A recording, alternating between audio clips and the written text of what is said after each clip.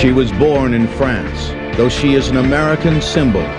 Like the immigrants she welcomed, she was shunned by the rich and powerful. She was underfunded, unappreciated, and nearly undone by neglect. Through it all, she has been an inspiration to millions. Now, a story of hopes and dreams, the Statue of Liberty on Modern Marvels.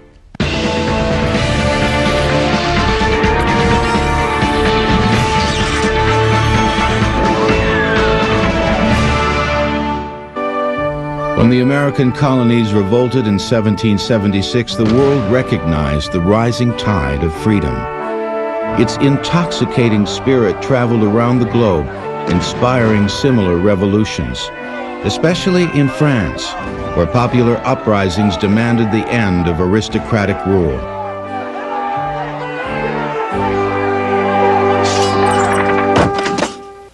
And so, when the fragile American Union exploded into civil war in 1861, the world held its breath. Over a 4-year period, the American landscape was bathed in blood, as over 500,000 men were slaughtered on the fields of battle. More than 4 times the U.S. casualties in the Vietnam and Korean Wars combined. Could a government of the people survive this brutal conflict, which included the murder of its most beloved leader? That America survived this historic crucible became an inspiration around the world and was felt most keenly in France, where artists and intellectuals admired the American fortitude. It was during an 1865 dinner party in the Paris home of Professor Edouard de la Boulaye that the idea was first suggested. Create a monument to honor America on its 100th anniversary as the cradle of liberty. It would be designed by one of the dinner guests, Frédéric Auguste Bartholdi, to express the admiration of the French people.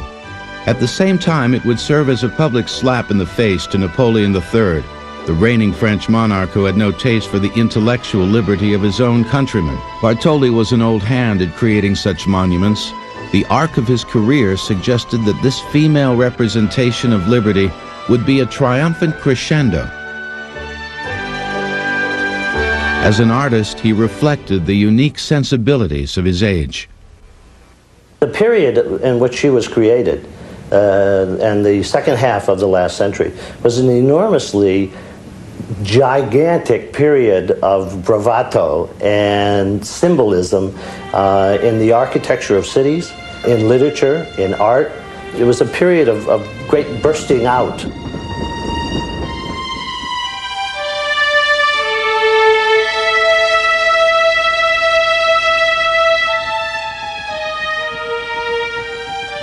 Bartholdi's early sketches captured the work's ultimate attitude and pose. But it was the image of his mother's stern face which supplied the enigmatic expression. The final work would be called the Statue of Liberty Enlightening the World, and its size would mirror the mammoth proportions of the New World itself. It would stretch over 305 feet high. The figure would be composed of 450,000 pounds of hammered copper plates, enough metal to press 30 million pennies. The nose would be 4.5 feet long, each eye 2.5 feet wide, the face more than 17 feet from chin to brow. Over 300 metal plates were needed to complete the figure, designed to interlock in an artistic technique called repoussé. Monsieur Serge Pascal is one of the few remaining artisans who still perform the technique. Le tailleur de pierre, lui, va travailler dans la masse. The sculptor is going to work with a mass. De sa masse, de son bloc. He's going to create his work from a block of stone.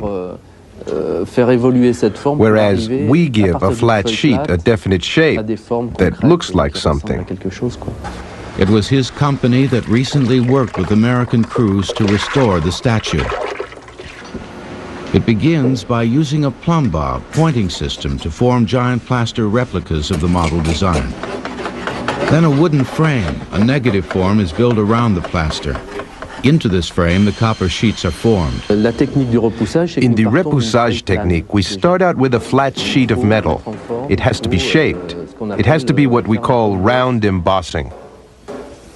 We had to introduce heat up to like 400 degrees Fahrenheit to be able to get the forms to bend properly. Hundreds of different types of hammers, because each hammer had a certain amount of bounce to it, a certain amount of pressure that it could perform, a certain amount of pebbling effect that it would perform. Nous sommes les héritiers, si vous voulez. We have inherited, if you will, this technique from our parents, who with others helped make the Statue of Liberty in France. Par exemple, en France. It's both a tradition in the family as well as in the trade.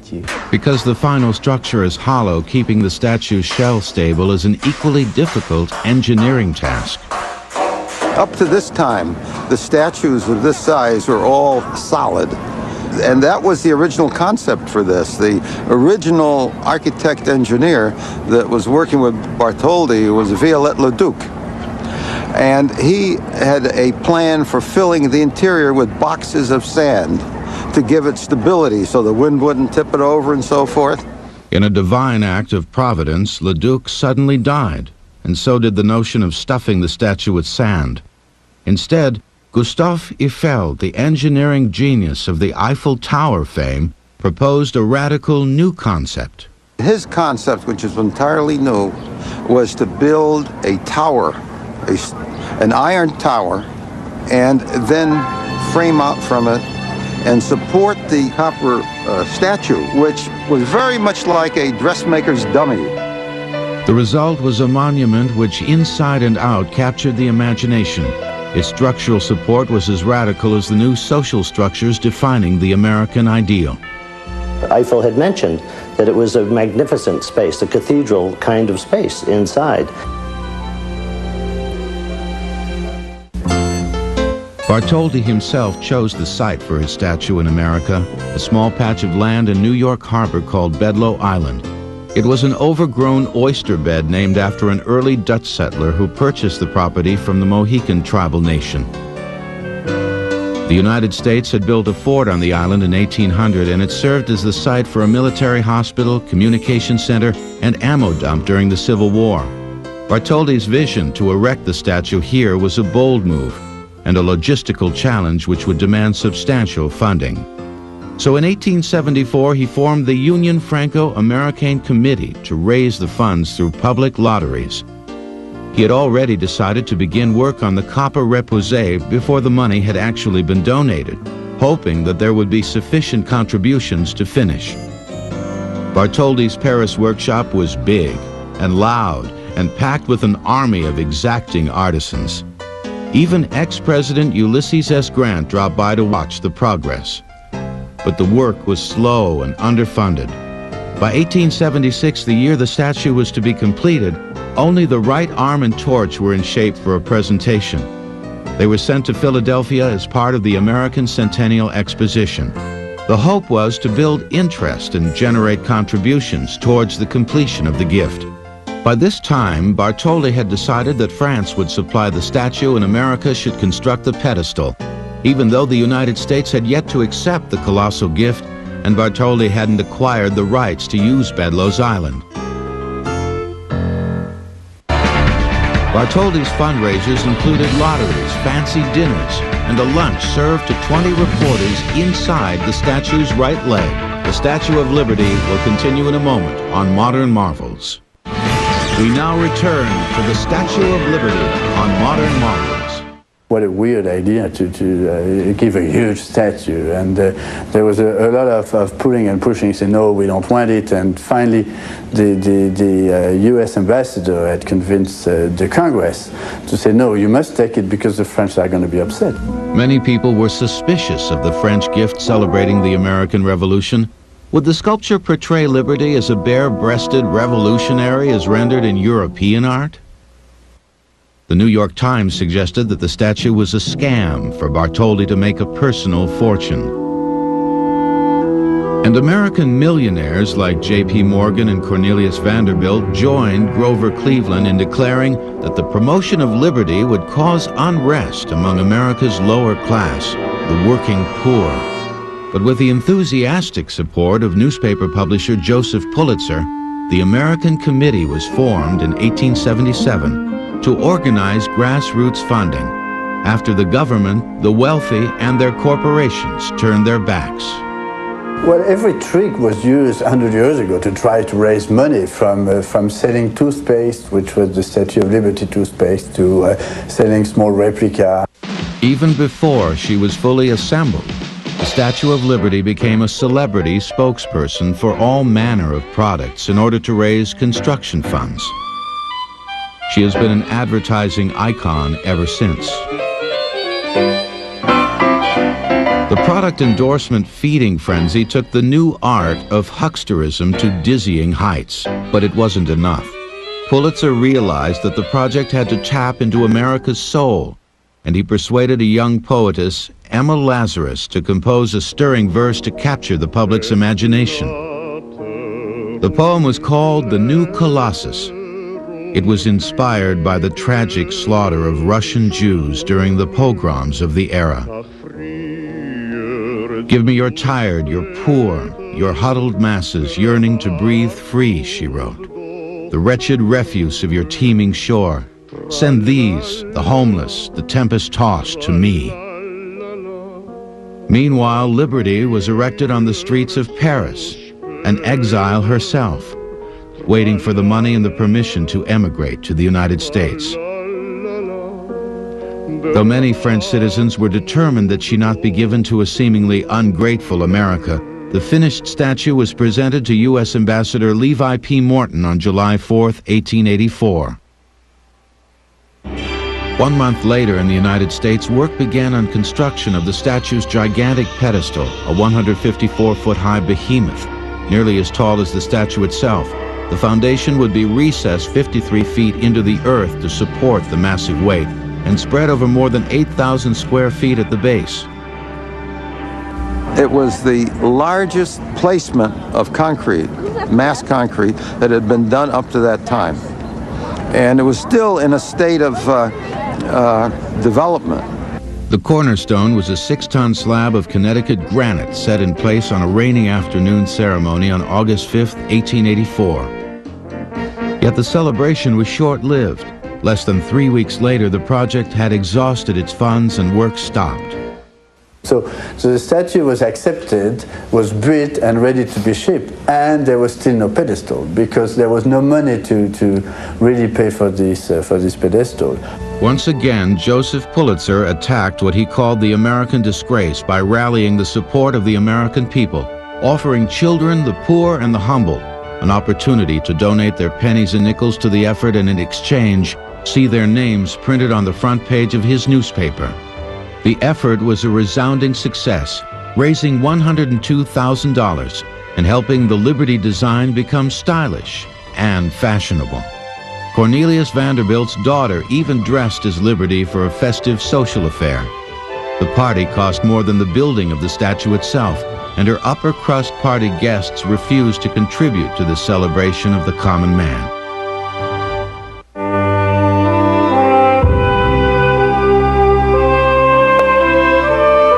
June 17, 1885, the Statue of Liberty arrived in New York Harbor. More than 300 pieces distributed in 214 numbered crates. It would take over 4 weeks before the crates were even unloaded, but there was no hurry. Construction of the pedestal had yet to be completed. For 10 months, Liberty's assorted body parts littered Bedloe's Island until the work of bonding the enormous copper plates to the iron armature could begin.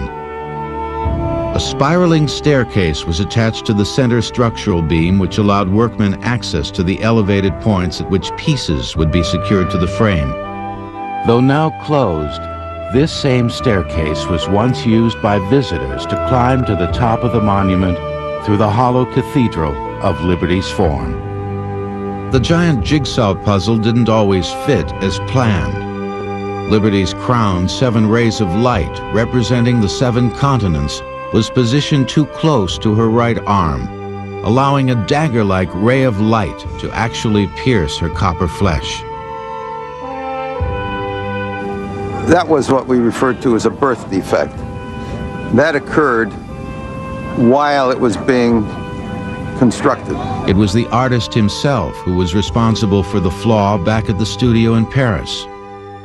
Bartholdi, the sculptor, asked for a modification, which is, after all, the least that a sculptor doing a work of this size would be expected to ask. The modification was to raise Liberty's arm and torch a few degrees higher than the original design. But this change compromised the statue's structural strength. Because it was moved, it became much less stiff, much less strong, and took a lot of ingenuity to make it work. The defect, often blamed on the American workers who assembled the statue, remained uncorrected for the next 100 years.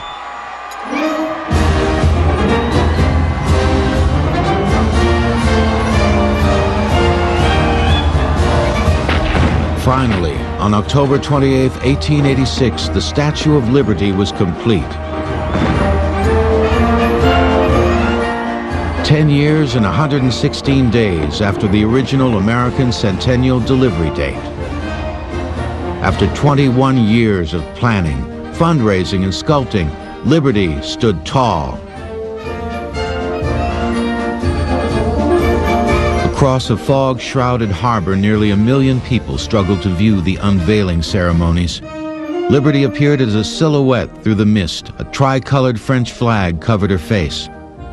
President Grover Cleveland, who once opposed the statue, welcomed a crowd of dignitaries on the island. Ironically, American women were not allowed to participate in the festivities honoring a feminine representation of liberty. We cannot guarantee their safety among a crowd of men, officials claimed. Enraged members of the New York State Women's Suffragette Association chartered a boat and stormed the ceremony anyway, chanting their displeasure through megaphones to disrupt the proceedings. The pandemonium they triggered cut short the long-winded speeches when Liberty's veil was dropped prematurely. The following day, professional orator Chauncey Depew recreated his aborted speech for posterity on a new technological miracle, a clay cylinder recording device. Here is his actual voice, captured over a century ago. The spirit voices of Washington and Lafayette join in the glad acclaim of France and the United States in liberty enlightening the world. At long last, Liberty had made her home in America, looking out to sea and beckoning many more immigrants towards the golden door of the New World. And with their arrival, the nation's attention would shift to another small island in the harbor, Ellis Island. Bartholdi also created a second American sculpture, the 15-foot-tall statue of the Marquis de Lafayette in Union Square, New York City. The Statue of Liberty will continue in a moment on Modern Marvels. We now return to the Statue of Liberty on Modern Marvels. Cabrera, Behoud, Einstein, Garibaldi, McCormick, Nielsen. Form a single line. Mein Name ist Hermann Müller. Ich komme aus Hamburg in Deutschland. 40% of the American population can trace somebody back in his family through Ellis Island. And I really think that that's what America is all about. In 1890, New York City was digging the subway system. So they were able to take the landfill from the subways, bring it out to Ellis Island. So Ellis grew from 3.5 acres in size to 27.5 acres. Like Liberty Island, where the statue stands, Ellis Island was a forgotten patch of land. This mass immigration that was coming was very financially beneficial to the steamship companies. They would go over, say, to a small village in Italy and put up posters of a cornucopia, and the immigrants literally believed that there was gold everywhere. In 1920, my father aged about 33 and my mother was about 30, and my sister, who was 5 months old, and myself embarked for America, the Golden Medina. the land where the streets were paved with gold. We sailed out of Genoa in the month of January 1920, and the ship was always stopping on the way to pick up coal, and it took us 30 days to get here. The ship was crowded. It wasn't clean. We were frightened. The smell of bodies all over the place. It was difficult living aboard. And we were hungry. We were so hungry that I remember vividly that my father and I went up to the first deck and found the garbage cans on that deck. And the garbage cans, we dug down and brought up food. And we brought it down for my mother, and my mother would never eat it. The steamships would pull into Manhattan, and two medical inspectors from Ellis Island would board the steamships and go to the cabin class people and the first class people and give them a very quick medical examination aboard the steamship. They felt that if these people could afford the $65 for an expensive ticket, they could obviously support themselves. The people that traveled to Ellis are those that traveled in steerage. While the rich were invited to walk right down the gangplank into Manhattan, the poor were not allowed off the boat. And traveling below deck in steerage, they never saw the Statue of Liberty welcoming them to America. Instead, they were herded onto crowded ferries and shipped to the imposing brick and tile processing center on Ellis Island, a collection of bureaucratic buildings where their American experience would begin.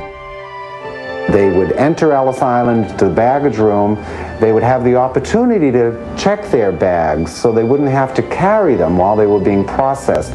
Well, if you were a Russian Jew escaping the pogroms in Russia, a man in uniform would be very frightening to you. If they were all the possessions you owned in the world, you wouldn't want to give them up. But there was actually an even more important reason why the immigrants held on to their baggage. They knew that they were about to undergo a medical examination. And if they had something wrong with them, they would not be allowed into the United States. So supposing you had a bad leg, you would want to walk and carry your bag in front of your bad leg and to pretend that it was the weight of the bag that was causing you to limp. From the baggage room, the immigrants climbed a very steep and narrow staircase, and they didn't realize it, but as they were climbing, their medical examination had begun. There were two doctors standing at the top of the stairs with a piece of chalk. And as the immigrants climbed the stairs, the doctors were watching to see who had a limp. And if you were lame, you got an L on your lapel. If you were huffing and puffing, you might have a heart condition. You'd get an H. Back problems, conjunctivitis, goiter, hernia, pregnant, scalp infection, senility, suspected mental defect. The most dreaded examination of all was a doctor referred to as the eye man, and he was looking for a disease called trachoma. It was extremely contagious, it would lead to blindness, and if you caught it, you would not be allowed into the United States. And the inspector would stand there with a basin of antiseptic and an old-fashioned button hook. And he would take the button hook, dip it in the antiseptic, flip it into your eyelid, and flip your eyelid back. He was looking for any redness or inflammation, and that was a sign of trachoma. You'd get a TC on your lapel, and you would be put in quarantine until they found out what was wrong with you.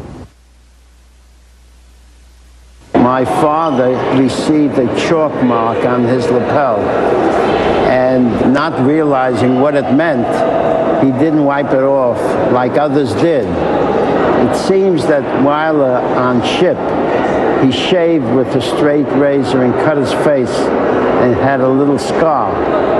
And so he was taken from the line for investigation. And my mother was frantic, begging and pleading, and even offered her marriage band they should let him stay in the line. But they took him out. The main hall was designed like cattle stockyards to maximize the movement of human cargo. He had 2 minutes to ask a series of 29 questions. What's your name? Where did you come from? Why did you come here? How much money do you have? Where did you get it? Let me see it. Who paid for your passage? Do you have any friends here? Any relatives? Very often I think of the enormity of the decision by the authorities. Had they decided to send me back, I probably would have been a bar of soap. Many European Jews denied admission eventually wound up on death lists back home. Many rejected Asians were sent back to hardship and persecution.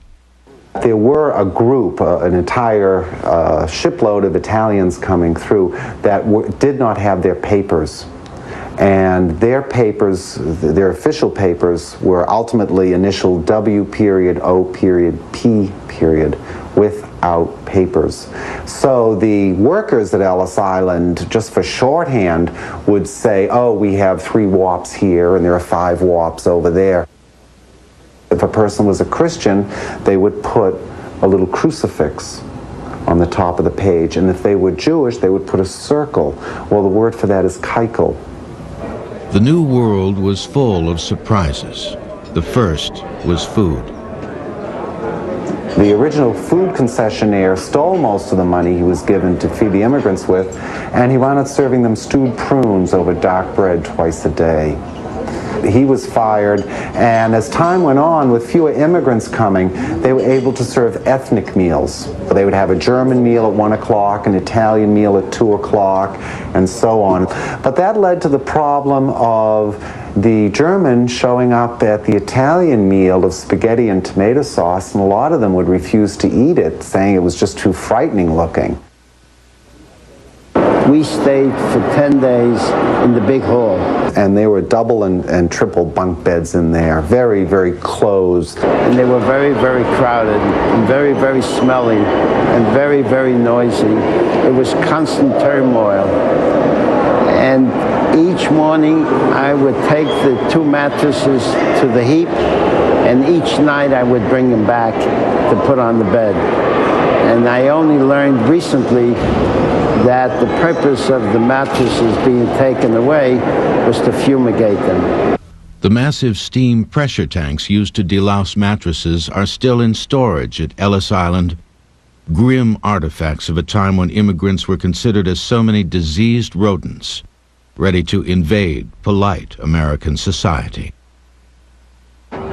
New immigrants often reminded established immigrants of a dismal past they longed to forget. These new arrivals were a threat to the status quo and an embarrassment to be hidden away in overcrowded ghettos. Here, people would accept any job at any pay to make their American dream come true. But as the nation grew, the Ellis Island immigrants assimilated into communities coast to coast. Their legacy is the solid infrastructure of the country upon which rests the 20th century. Today, Ellis Island still celebrates the contributions of those people whose American dream began there, with a museum and a program which keep their stories alive. It was quite a day. Here, immigrants return to record their memories, offering the future a unique look at the past. Feeling, and I choke up now as I remember it. As twin national monuments, the Statue of Liberty and Ellis Island represent 2 points on the path to the American dream. Where we've come from and where we're going to. And the real spirit of liberty lies in the delicate balance between these 2 glorious notions. Ellis Island was known as the Island of Tears because of the immigrants' fear of being denied entry. However, only about 2% were actually turned away. The Statue of Liberty will continue in a moment on Modern Marvels. We now return to the Statue of Liberty on Modern Marvels. By 1900, the sea, air, and elements had changed Liberty's complexion from bright copper orange to pale green. A fitting way to begin the 20th century, which was itself defined by change. The new century was a kaleidoscope of images and ideas, and in the chaotic American culture, the Statue of Liberty became a fashion favorite. Its image appeared on all manner of trinkets. Even today, early renderings are highly prized. It's very strange as I collect different statues and you see the faces and the different images and the quality. You wonder what the craftsman had in mind. One of my favorites of the collection is probably this one here. And this is, it's just so fun that they painted it all up.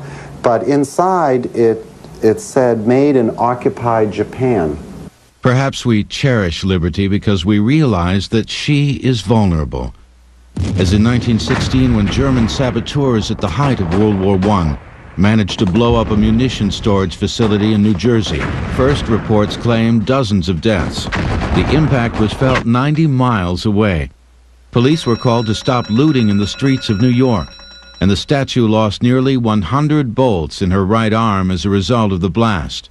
Still, her torch was held high, and when workmen surveyed the damage, they wondered if something more than copper and iron was keeping the statue standing tall and proud. It was the hope of those who gave us this statue and the hope of the American people in receiving it that the goddess of liberty and the goddess of peace were the same. During the Depression, Liberty carried a double load, holding both her torch and the nation's morale aloft. But a few short years later, her light would be dimmed by a Second World War. This one more bloody than the first, as madmen threatened the future of mankind and Liberty held her breath. Like so many others, she did her part. Her image reminded the American people of what was at stake around the world. When victory was finally declared, she joined the exuberant celebrations as a guest of honor in New York's Times Square. Ironically, the buoyant spirit at the end of war disguised the fact that liberty as well as the statue were fragile. Freedom demands constant vigilance, and liberty denied is often the catalyst for social eruption. In the second half of the 20th century, many groups who felt alienated from America's mainstream commandeered the statue to make their desperate political statements. 1956, Hungarian patriots occupy the torch and display their flag of liberation. 1965, a black liberation organization is caught plotting to blow up the statue. 1980, two protesters demanding freedom for an imprisoned Black Panther leader damaged the statue as they climbed the Liberty's exterior plates. These events, plus the corroding influence of acid rain, took their toll on the statue, showing just how fragile she actually was. Like Ellis Island, the Statue of Liberty was quickly becoming a neglected relic from America's past. Pieces of her ornate torch were breaking off and washing ashore in New Jersey. So it was with a great burst of patriotic zeal that America took a second look at both the Statue of Liberty and Ellis Island. It started when President Reagan asked Lee Iacocca to mount a private sector effort to restore both the Statue of Liberty and Ellis Island. First time I came here was a cold November day in 1982 with Mr. Iacocca, and the place was a wreck. I wondered what we'd gotten ourselves into. We felt that the American people would help us if we could figure out how to ask them to help us. The years have been hard on Ellis Island, and they've been hard on the lady with the torch across the harbor, too. Are we going to preserve these monuments, or will they become just ruins of the past, like the pyramids or the Colosseum? Are the values these monuments symbolize still alive in America, or are they part of our past? The one guideline was that no money would come from the government, and we fulfilled that. We've raised about $420 million. There's no way of actually knowing how many people have given to us, but we estimate about 20 million School children alone gave us $6 million. The engineering challenges to fix the statue were enormous, and it was a race against the clock to have her ready for the 100th anniversary. The winter that we put up the exterior scaffolding on the statue, it was a very, very cold winter, a lot of winds, very cold. And these workers had a race on to see who could get the right bars in place so that who could be the first to give her a kiss on the lips. Inside the statue, the metal had originally been covered with coats of coal tar and paint, all of which had to be removed.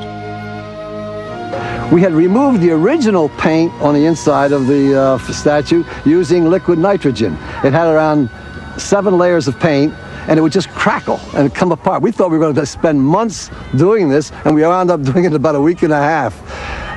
But the coal tar was an entirely different situation. We couldn't get that out. The black sludge couldn't be sandblasted off by conventional means. That the skin only being a penny thick, why was we couldn't afford to have any copper loss. So we had to find something that was strong enough to take out the coal tar but not hurt the copper. We finally found something very, very sophisticated, bicarbonate of soda. More than 40 tons of bicarbonate of soda were used. Meanwhile, rusted armatures were swelling against the thin copper skin. And so it started ripping itself apart, and the weakest link was the copper. And indeed, a number of the connections were completely destroyed through this period of rusting. This bar represents one of the first handmade samples of the armature bars that are part of the tertiary structure that holds the copper in place on the statue.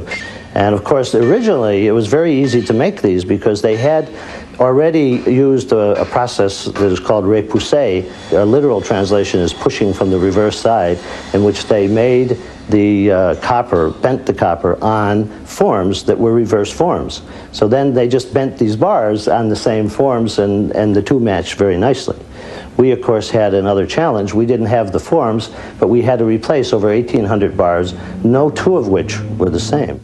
It was exhausting, hand-wrought repoussé work, which 100 years after the original construction was becoming a lost art. During the 2 world wars, in 1914 to 1918 and in 1945, we lost many skilled people trained in this technique. So today it's a technique, like a lot of the arts, which has lacked the craftsmen due to war casualties. French artisans were the only workers in the world who still performed repoussé, and their numbers were dwindling. Yet when they came to America to help in the restoration, they weren't welcomed with open arms. There was a conflict as soon as we arrived. In France, when we do sculpture, we can work freely with, for example, with wood, with plaster, with steel, without necessarily a trade union or guild. In your country, there were unions who didn't understand why parts of wood or plaster had to be made for them by others. Fortunately, it was a conflict that was short-lived. We had the Americans join the French and come over. And when they came over here, they taught our American metal workers how to do this repoussé work. So basically, the respect that they had for one another and the respect that the Americans had for the French technique wound up being what made them all workable. They became very close friends in most cases. Today, 10 years later, we take Americans into our studios who come to study for about 2 to 3 weeks, to whom we explain the repoussé process. Reclaiming the original look and attitude of the statue was a primary goal of the restoration process, particularly when the work focused on Liberty's flame. Bartholdi's original design was for the flame to be a solid object, covered in gold, and reflecting exterior light. But through the years, crude attempts were made to carve out panels and allow light to stream from the inside through colored glass. Gutzon Borglum, the man who carved Mount Rushmore, had made the greatest design change and the greatest error. His awkward recrafting of the flame kept the statue from being watertight. Yeah, that was the source of a lot of the water, with the salt air in the water running down on the inside of the copper and coming in contact with the iron armature that was the original structure within the statue. Today's new flame is Bartholdi's old idea, a solid gilded crescendo, simple and pure. Liberty is again enlightening the world. On July 4th, 1986, the party began. It was called Liberty Weekend, and it was shared with 1.5 billion people around the world. We are the keepers of the flame of liberty. I ask that you all join me in this symbolic act of faith, this lighting of Miss Liberty's torch.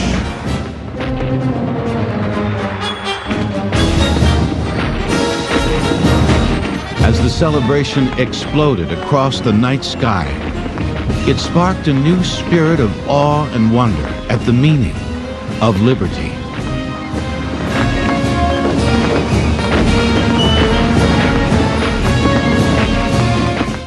At 17 letters, this is the longest name on the American Immigrant Wall of Honor at Ellis Island. Modern Marvels will return. We now return to Modern Marvels. 100 years ago, when the world dreamt of freedom, the image of a lady with a torch came to mind. Today, when people long for liberty, the very same image captures their imagination. Beijing, China. Students demonstrate for democracy, sculpting a statue to symbolize their hopes and dreams. Here, the spirit of liberty still resonates. Standing up against tyranny, these students reminded us that all are created equal. Half a world away, the national effort to restore Ellis Island and the Statue of Liberty reflects the very same ideal, blending a celebration of the great American melting pot with the bittersweet recollection of our immigrant past. The statue has always been the symbol of America, and Ellis Island has always been the story of America. So you see, both of them are important in different ways. Any American that comes down and sees Ellis Island or Statue of Liberty should walk tall and they should walk proud. It's a great thing that they accomplished. It is rare and inspiring that so much energy and time and money has been committed by so many common individuals to create a monument that doesn't commemorate a great battle or a popular leader. Instead, the Statue of Liberty celebrates an idea, that elusive goal of universal freedom, which has never been totally achieved. This is the vision to which America runs, sometimes stumbling and sometimes carrying other nations along with it. Liberty is not carved in the marble hallways of the past, it is our dream of the future. America laughs and cries and loves and bleeds in the quest for freedom. Here at the Statue of Liberty and Ellis Island, that idea takes a solid form. But always behind these symbols remains the quest. Freedom yet to be attained. Liberty preserved. How beautiful for patriot dream that sees beyond the years. Thine alabaster cities gleam, undimmed by human tears. America, America, God shed His grace on thee, and crown that good with brotherhood, from sea to shining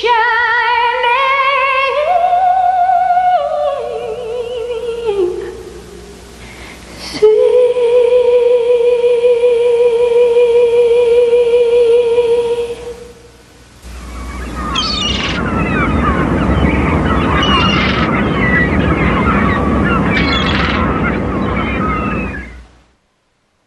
As fast as they can make them, we can eat them. Try 600 of them every second. They go by many names. Frankfurters, Franks, Red Hots, Dachshunds, Weenies. But it's still a bit of a mystery as to where we got the name hot dogs. American Eats. Thursdays at 10 on the History Channel.